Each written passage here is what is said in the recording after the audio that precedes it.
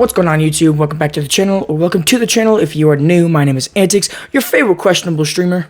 Yes! And today, I got a special video for you guys. Now, if you can see, there's my PC case. There's nothing in it. There is nothing in this PC case. Right? There's nothing in it. That's because I've completely gutted it.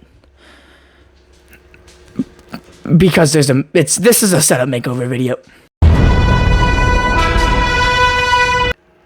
I gutted my PC, right?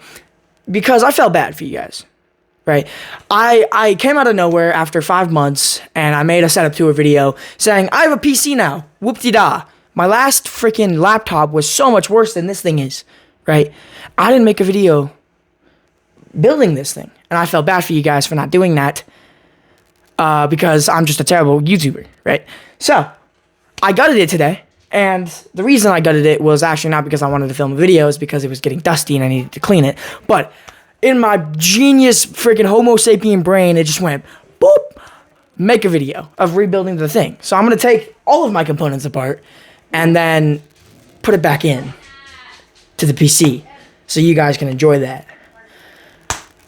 Alrighty, so this is the case we're building in. It's the Zolman. I don't know the number, or like the sub. I don't know the exact model of this case, but this is an absolute beauty of a case, right? Like, I'm talking, this is a feat of engineering for anybody.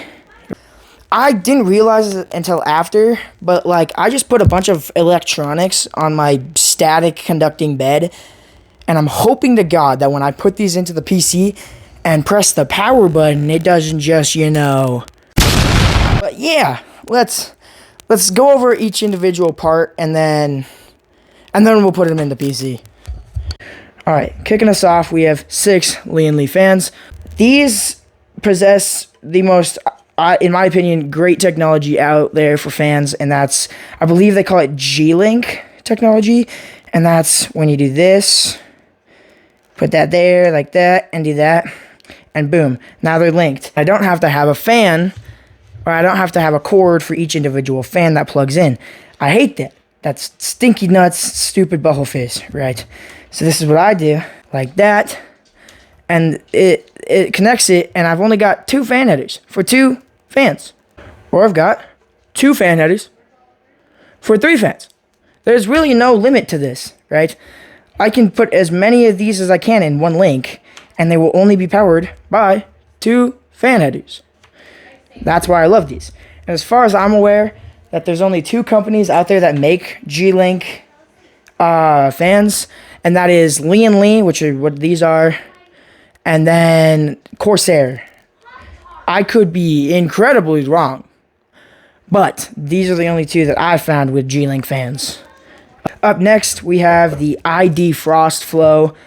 I love this little water cooler because it comes with a copper heat sink, and that disperses the thermal paste and heat for the GPU or CPU really nice. It's got a 3-pin fan header, and just overall, I think this was like $49 when I got it.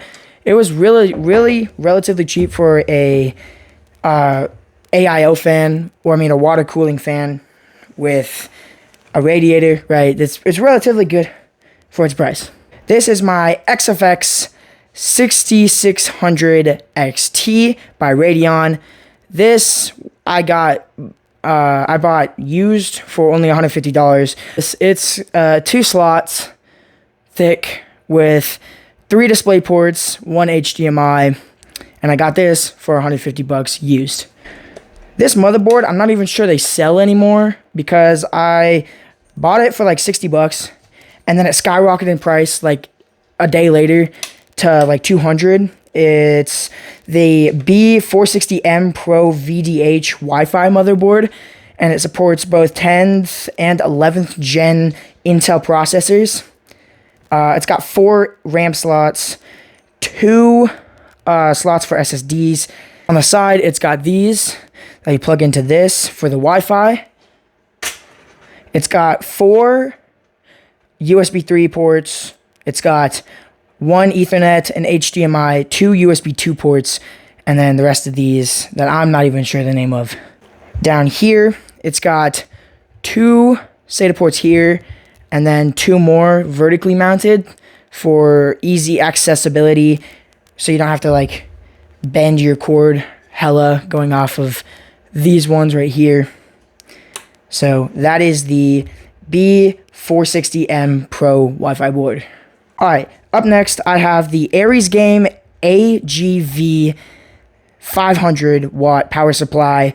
It is rated 80 plus bronze, and I've never had a singular problem with this PSU ever. And I've seen countless videos of people dogging on this this power supply, and I don't know why, because I bought this for 34 bucks, right? And that's competing with the Thermaltake 500 watt, which literally 2 days after I bought it, it short-circuited and failed, right? And I didn't even have my 6600 in that PC when I put that Thermaltake in there. And that PSU and the Thermaltake PSU was only 30 bucks, I believe. This is only $5 to $10 more. So if you have the budget, buy this one over the Thermaltake any day. I would 100% do that. And then Aries Game also has a 550 watt.